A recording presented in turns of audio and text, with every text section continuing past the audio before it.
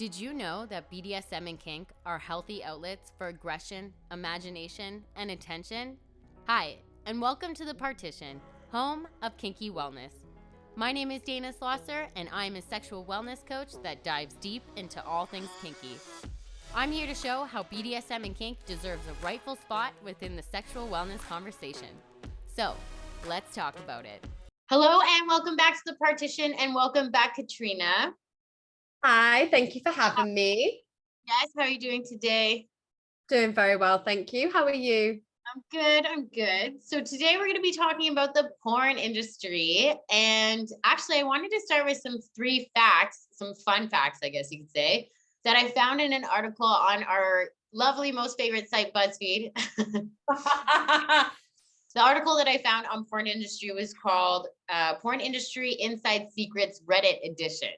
So the first actual one that I came up with, the very first fact that they had on there is that all major porn sites, Pornhub, Brazzers, Reality Kings, and many more are actually all owned by one company called MindGeek, and it's based out of Montreal, Canada. And I didn't know that. So I did a little not a deep dive on it, but I wanted to see more. So I actually clicked on it and found another article that was written by the Bull and Bear, which is a McGill University in Quebec as well.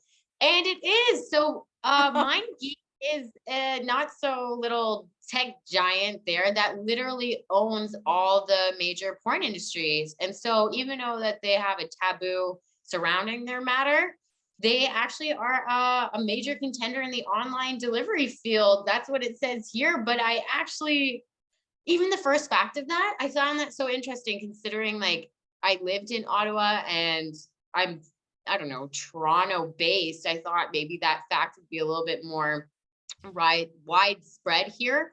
But no, I don't think any of my friends knew that fact. So I found that interesting. And I also found it interesting that they're all owned by the same person, but I guess that makes sense. Everything's owned by, 10 companies nowadays. Well, give it a few years and it'll get bought out by Disney because they're owning everything at the moment. Seriously, they'll make, you know what? It will be a branch of Disney if it already isn't something. And then the second fact of that is coconut dessert topping mixed with water is a semen substitute on set. And I didn't know that. And I guess it tastes better. And, even everyone's got to fake it once in a while for on set. There's no way that they'd be able to pull it off every time. Yeah. And then the third fun fact that I saw. Sorry, I was going to cut you off. I think also it's something to do with it coming up better on film. Well, it's funny that you mentioned that. I know that in Singing in the Rain, for that famous rain shot, they actually use milk instead of water. Yeah, because of the way that it comes down. So I think they use certain things within porn when they're shooting like facial shots and stuff like that, because the consistency looks like cum, but it comes up better on what's it called, like on film and on camera. So you can actually see the finished production, like the finished product. The grand finale, I would say. But what's a facial shot if you don't see the facial? What's a facial shot without the facial? Like you just rub that stuff in. It's coconut after, like you legit can use it as a face mask at the end of the day. But yeah, well then the third one that kind of brings into how society views men and women on the porn industry. Before I dive into like how it's affected on this side, one of the facts was the Japanese porn industry is heavily dominated by women, so much so that they actually struggle to find male actors. And it's something for every 10,000 female porn industries in Japan, there's only 70 males. So That's why you see the same male porn industry people over and over and over and over again. And so I was like, that's a unique perspective because it's not so much how the porn industry dominates or views women and male. I guess it really depends on what country we're even talking about. Yep. So how would for the porn industry in the UK, like how has it affected you then? Or your views on men and women? It's a really hard one because I would say a lot of porn in the UK is Americanized. Like the majority of porn is probably American porn. Or Canadian now. Or Canadian. Wow. Basically like Pornhub, RedTube and everything, they're not actual like creators of the porn themselves, they're hosting sites. So True. that's why you get a lot of bootleg stuff as well on that, and why you find a lot of like the more unethical stuff, shall we say, on it. But like with regards to within the UK, it's still a very taboo subject. Like if you watch it, if you don't watch it, like it's still quite a controversial topic. So I think it's still kind of seen as like very male dominated, very heavily male dominated, and very, for females within the industry, I would say there's still a very victim kind of mentality that goes into it in the UK, along with any other form of sex work, where there's still this massive kind of push of, oh, if a woman wants to be in that industry, she's either in it because she's got issues, or it's something as like she's been coerced or forced into doing it. So yeah, there's still quite a bad rap with porn, I would say. What about in Canada? Yeah, well, it's weird. I used to watch, okay, so I watched a lot of porn. I watched a lot of porn in my early 20s, mid 20s, even like, but in the last couple of years, it's like last year or two, it died down. And then like, I gotta say, like almost last year, it's weird. I like never really watch it. Maybe it's because I'm in a relationship now and I kind of focus or redirect, but even before this relationship, I used my imagination. I would put porn on and close my eyes and not watch the screen and just hear it. Like I like hearing noises through, like, I don't know. I like sound so much when it comes to that type of thing. I don't need to watch the screen. Like between reading or erotic fiction and listening to sex scenes, like that's really all I need. I can fill in the rest of my head. That makes a lot of sense, actually. So I have written two in my own horn, very good articles on ethical porn and ethical porn consumption, as well as audio pornography. And there is a booming business, and it has come about in the past 5 years, of porn ASMR. So it is the sounds of sex to help you when you are masturbating. Because a lot of like, as we have this move into like women and sexual liberation, this kind of conversation about like the effect of porn, but also like women talking actively about getting off and wanting to get off and wanting to enjoy masturbation and sex and coming. There's been like this massive like skyrocket in like alternative porn, that's kind of more ethical, because you don't kind of worry that anybody is being taken advantage of, but also it's very heavily female run. So a lot of like Dipseria, I think is the name, or Dipsia, Karma Lab, and there's quite a few like that, all app based, usually heavily female founders, where they're making this amazing, like they're making audio porn specifically because they've seen that's where women enjoy it more than visually watching porn. Yeah, I agree with that. I think that audio porn, actually, I think more people should take a try at it, actually. Like, when I first stumbled upon my first audio porn, it didn't have it. It just had the title on the screen. It was a black screen. It was just a guy talking. And I absolutely loved it. Like, it was one of those things, like, I caught it in the first couple of seconds. So I was like, oh, there's nothing here. Okay, I want to see where this goes. But then that was it. I think that was the majority of my porn while I was watching at the end towards there, because I really realized that I didn't really care for what was on the screen, and nothing ever lived up on the screen as well as I can make it up in my own head for my own imagination. Yeah, no, I completely agree. Mine was when we talk at like I watched porn as a teenager when I was first like figuring out what I wanted, what I liked, what I was into. And I've watched it on and off throughout the years, like even now I've done it. But I found there's very little that has my interest. So like, lesbian porn or like queer women porn, up until very recently, was the male gaze dominated. It isn't about the women being queer, it's about heavily stylized, very femme, very beautiful women fucking for men. That's literally what it was. It's the male gaze. Like, you know, the acrylics are massive.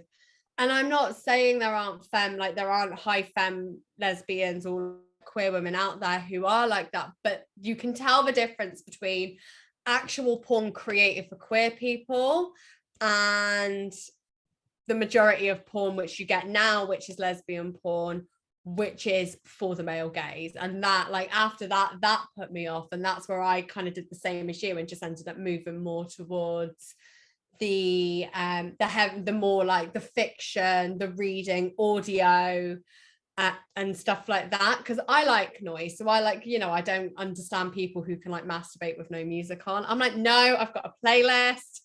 I've got like I'm one of those. It's me in my head, and it's like I actually need quiet. I actually like noises distract me. Like I live right by a highway, and I swear I close that window because I'm like, no, I just need me and my thoughts to myself.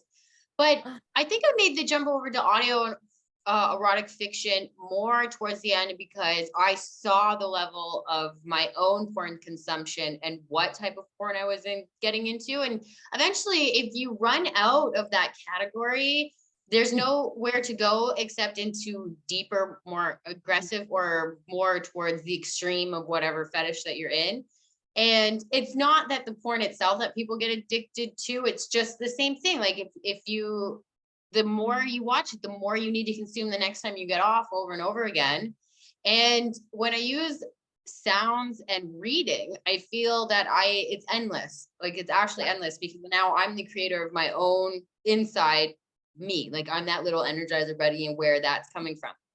No, I do understand that one. So do you think then that porn does impact, like impacts and affects our brains and how we understand sex and like and ourselves then?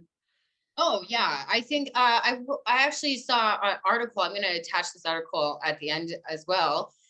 From the neurosciencenews.com, and it literally said that watching pornography rewires your brain to be in a more juvenile state. And and it goes into all that. And I kind of thought about it, and it's right now I feel like when I hear about porn addiction, it often falls with males that are addicted to it, and they are a little juvenile. They're kind of in that like teenage mode a little bit. But then I saw another video that went into, again, like it's a dopamine. It's not necessarily that they're addicted to the porn, it's they want that dopamine spike, and they just want that constant spike through there, not realizing that if they were going into other avenues, like say boxing or whatever, like to get your aggression out, like dancing, some sort of other fulfillment thing, and then engaging with that group, you can still get those dopamine levels in a more healthier state. So it's not necessarily like, I feel bad because people that are addicted to porn, they're already shaming themselves. I don't think that we need to go ahead and like add more shame onto them or make them feel more recluse or isolated than they already are. I don't think that people walk around happy about any type of addiction, and this includes pornography. Like I don't know. I feel like we got to be a little bit more compassionate about that, because I don't believe that it's something that people wake up and are like, yay, I'm happy that this is my addiction. No. Yeah. I'm so glad that I'm having to log on to Pornhub at 7 a.m. at my job, you know, because that's how they you always have a story of that's how people get caught. But no, I agree with you on that side. I do think there is, and like, I do have certain criticisms about that idea of the rewiring of the brain. Like, not that I'm saying these studies haven't been done, but I am saying like it's the same as when people sit there and they go, well, you know, everybody who watches porn has this like very twisted view of what sex is like. And I'm like, yes, I do agree. When teenagers and when young people who are highly impressionable end up watching very hardcore pornography at a very young age, because that is the first thing that they see, I do agree that that has the ability to twist their understanding of sex or almost give them elevated expectations of sex. but I don't agree that we should be shaming people for watching porn or for having a porn industry. Like I said, like I really found, like when I was doing the research for my ethical porn articles, it's fascinating to see that within the past like 8 years, there's been a lot of work on creating porn that depicts real people, you know, showing real bodies, everything from all like a diverse range of disabilities, abilities, hair, like looks, sexuality. There's a lot more coming out that are like queer and trans specific porn sites, like ethical porn sites made by queer and trans people, specifically for queer and trans people, not fetishizing these people, like not fetishizing people for being trans, but actually just showing it. There's this amazing like a new site that's come out, it's a UK one, it's called Make Love Not Porn. Okay. And it is couples, it's basically Instagram for porn. It's user generated content, so it's not big production teams. It is real people, real couples fucking and posting the videos themselves. And like, in order to protect the people, there is a lot of protection involved. You cannot access the site unless you pay for a membership. And there is a lot of stuff going into it where they're like, you know, to ensure that staff and teams are being paid. A lot of these new ethical porn sites are becoming, you have to pay for them. You have to be paying for the porn or you cannot access the sites at all, which is amazing. And it is like, you know, once we start saying like, actually there are these sites, there are these parts of porn that are coming forward and almost giving an education that most of us in both Canada and the UK and even in the fucking US, our bloody sex education is severely lacking. Actually, I would say maybe that might have more of a helpful impact on people's understanding of sex and their brains and understanding it. Obviously, I'm not saying nobody's ever going to get addicted, and I don't understand, like I've never been addicted to porn, so I wouldn't be able to understand it.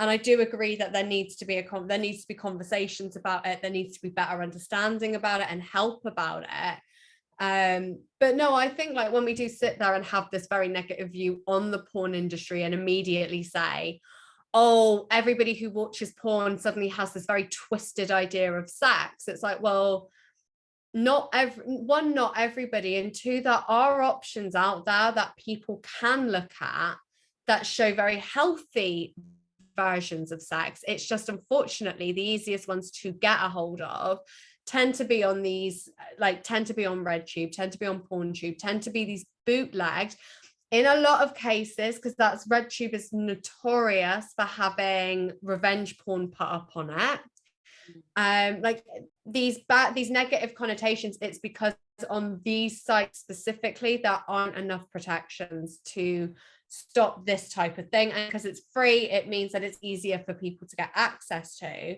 So if we're talking like when we're talking about porn and we're talking about like, you know, I don't have porn addiction, so I don't understand it and I cannot talk about it in a sense. I do agree that we need to have these conversations about people, like about it, about how it happens, the impact of it, how to get help. There needs to be more done to help people. Like you said, nobody is happy about being addicted to anything and nobody should be shamed for needing to get help. The same as you wouldn't shame an alcoholic who comes forward and asks for a way to get dry. Well, what I was going to say too, well, sorry to cut you off, because at one point you said you're not a porn addict, like obviously, and all that jazz. Like even with porn addicts though, I feel like they are the one type of addiction people that do get shamed over than most people. There is like, why don't you just stop? Or like, you're right, like you are twisted or fucked up. But that's honestly how they feel about BDSM. Like in the sense of like, as soon as you say those words, like I like rougher sex on this side, or I like doing these things, same thing, people go to the absolute extreme of it. But make you out to be bad people. Sorry. No, sorry, you go ahead. I was gonna say, like, yeah, I agree. Like they go out of that. It's almost like they go out of their way to use your interest in BDSM the same as they use like people's porn addiction to sit there and like point fingers and be like, "There's something wrong with you," or "You're a bad." And it's like, no, it's nothing to do with that. And 9 times out of 10, the people that are telling you that it's weird or they are into it. Like it's one of those things like when you're disgusted by something, you're secretly like turned on by it, like deep down inside. I feel like people need to take notice of what they get ick around or what they disgusted over. Like, are you really, or is deep down inside maybe you do want to try it and it scares you so much you've repelled it away from you. Like you've chosen to act out in this rebellious way. No, I But agree. like we don't know the porn industry. Like one of my favorite things about when I was backpacking, we found a show, like my friend and I found a show that was out in Italy that was done by Rocco Stiff Freddy, or so I forget his name. I like butchered his last name, but he made a whole show on pornography because he's a porn star. And it was the back end. So they took a group of guys and each episode walked you through. So the first one was grooming, then it was lighting, camera angles, how to dominate with limited force. Like that's kind of how I learned a lot when I first started this BDSM journey. Like that kind of kickstarted a lot of things, like Oh. basic things of dominating with simple things of putting two fingers in a mouth and how you can make that look on camera and like control on this way. And it went into also like editing, promotion, how people are treated, how angles for sex are not comfortable, how it's more for the look of the actual camera. So it was a very back end to the point where a couple of the guys that started in the season ended up leaving because they realized that they didn't want to be a porn star either, because it's not just about sex. Like it's not, they're not having sex, it's actually legit work and you break a sweat and you're, and yeah, I thought that that was a pretty sobering show, but that would never fly here. So, and that was on the Really? Italian Netflix or something like that. That was on their version. So whatever our sex Oh, education show is, that was kind of, they put out one years ago. oh wow. So like we've got in the I don't know if it's actually on, there's a really good show. It's a Channel 4 show. It's not perfect, but it was a really good 4-part show that I fell in love with on the porn industry. It's heavily dramatized. It's called Adult Material. It's really, and it does that kind of thing. You see the conversations and like the negotiations that go into like where they're talking about, will you do anal, will you not, like what types of things, proving that you've not got an STD. I thought that was really good. And what I liked was they had one of the most famous porn stars in the UK actually was on set giving advice about the industry on it. So I don't know if you guys got them over here, but like let me just double check what their name is. Oh, I forgot what it is. Basically, they're called the Cock Destroyers. Okay. Have you ever heard of the Cock Destroyers? No, not at all. They mainstreamed pornography, and over COVID, they got massive, but they mainstreamed the porn industry in the UK in the past few years. They are amazing. I think they're hilarious. I think that Okay, tell me a little bit more about them then. So how did they come around? so that these two women that like were known for doing porn, and then they got memed, but and then basically like by the gay community, because they have this whole saying of like, you know, we're the cock destroyers, blah blah blah.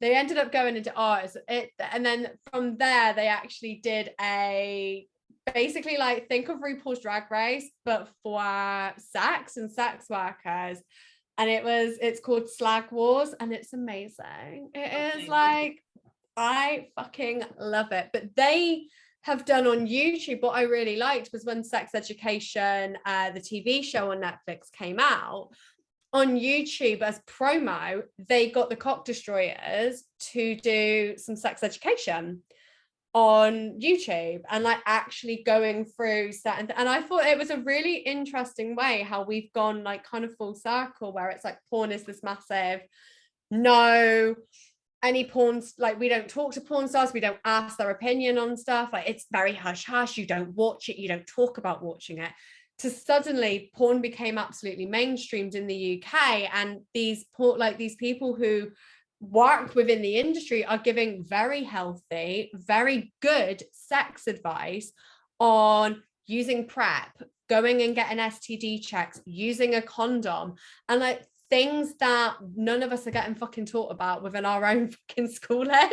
So I think it's a really interesting full circle where, like, on one side the porn industry is still heavily criticized, but at the same time actually people are finding these educational ways of talking about it and talking about porn and talking about sex using porn stars in order to kind of say, well, actually they work in an industry that, if it is done correctly, if it's done ethically, they are having safe and protected sex. Yeah, no matter what it looks sex like. that people think either. Like, that's the thing about it. Like, it's not sex. Like, sex and intimacy that you have with you and your partner is much different than what these angled, like these people like straining their backs to get the best shot of whatever they're doing. But I know that briefly you had mentioned that there was a law, something about porn in the UK, and it kind of stunted a little bit on the gay and lesbian porn. Yeah, I wanted to know a little bit more about that. So we have, it's a law in general about like what can be shown on TV, etc., etc. I always forget the name of it. But when they did the porn one, so the way they rewrote this law to talk about porn within the UK and what you can access in the UK was, it started off with very good intentions. Like, I will give them that. The intentions were good, which was, you know, they wanted to limit the ability to produce, own, and download child pornography, obviously, rape and snuff movies, obviously, bestiality and necrophilia, and certain things like basically like all of the stuff that you would go, no, shouldn't be legal, shouldn't be being made. That's what the intention was. But then it trickled down and had this massive impact on like what is considered hardcore sex scenes, and then what is considered violence within certain things. And it had this like, so you started to see that a lot of sites that showed hardcore BDSM, specifically where the dominant was a female, they got banned because they were considered too much and too overtly sexual. And then with regard, and a lot of them, and then in through like a lot of Germany, like German, I know it's German sites, and I know this because I did a massive I did a paper on it, and my parents have not forgiven me for bringing the case law to their home and reading it to them, because there's a lot of case law on it. And then it's like it went from these really, to summarize it, it went from like these really big awful things. Nobody should own child pornography. Agreed. That should be banned. If we can stop sites having, like, if we can stop the sites that have them coming into the UK and stopping them through internet providers, yes, we should. Completely agree with that. And then it trickled down through these, like, through certain wording of something like hardcore sex scenes, or like scenes considered too much. It's like a really random thing.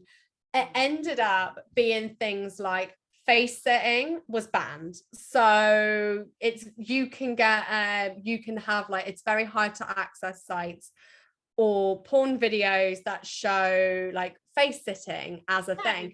Ridiculous. However, deep throating is not considered too much. What? Oh, yes, so there's actually, I can send you the article after this.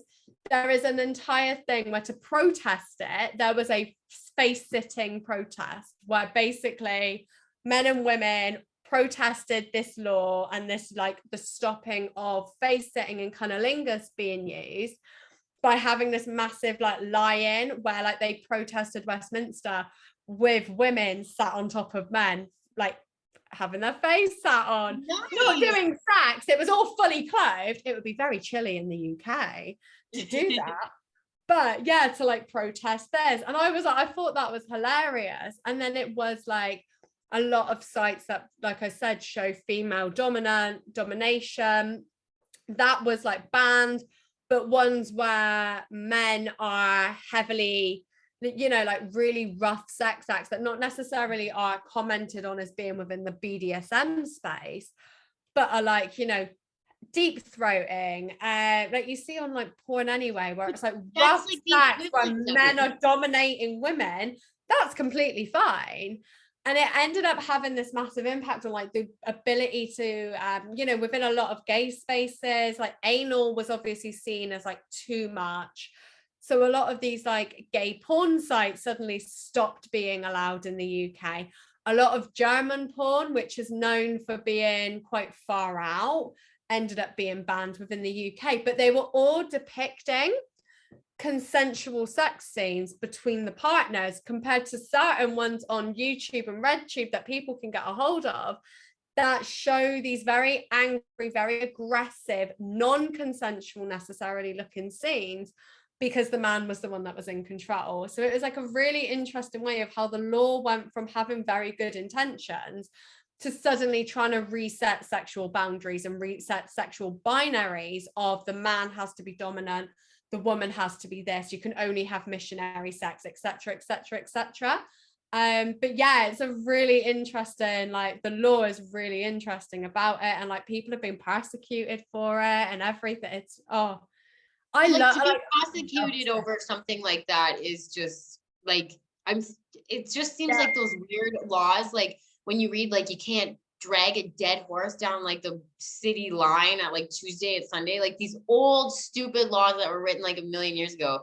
But yeah, it sounds recent that this this was law was made. like God, it was, where was it, protest, this was 2014. Oh my goodness. Okay. Well, that's exciting. Yeah, I don't think we have it. Like I can't sex here in Toronto. I don't think that I don't know. We're so lucky and fortunate that we have a lot of rights on it. Considering like a lot, I do talk a lot of comparison with my partner because where he's from, and like he's from India, and so I couldn't imagine not living here when it comes to sexual rights and things like that out in the West. But then when I hear things like out in the UK, they make a law that's so it might sound good, but but someone knows when they make that law, like Yeah. they know that this is gonna they're trying to block something off and they're trying to make it seem like it's good, but they know someone on that table knows that it's gonna be repressive on female. It's a lot of it is to, yeah, especially with the way we understand how law is taken within the UK. So the way our courts will read law is it's to the literal sense. So Okay. it will be that, and that is why it goes so, rather than taking into account context, it will have this thing. Although from Googling it, talking about interesting facts, apparently for this London female escorts in London, face sitting is the 11th most popular service in London among female escorts. Okay, That well, is there you go. fun fact for today. You know what? We start with fun facts and we can end with fun facts. And that was a good one, the 11th. You know what? Put that link in the description and then we'll have to see what the other 10 are on top of that. I know, but yeah, so this was a very recent one because I did it when I was at uni. I actually did a massive paper about these pornography laws, and actually used it to argue how, like you said, they know what they're doing, especially when it is conservatism that is creating these laws. It's upholding old school Victorian era conservative values of what a woman's supposed to do, what a man's supposed to do.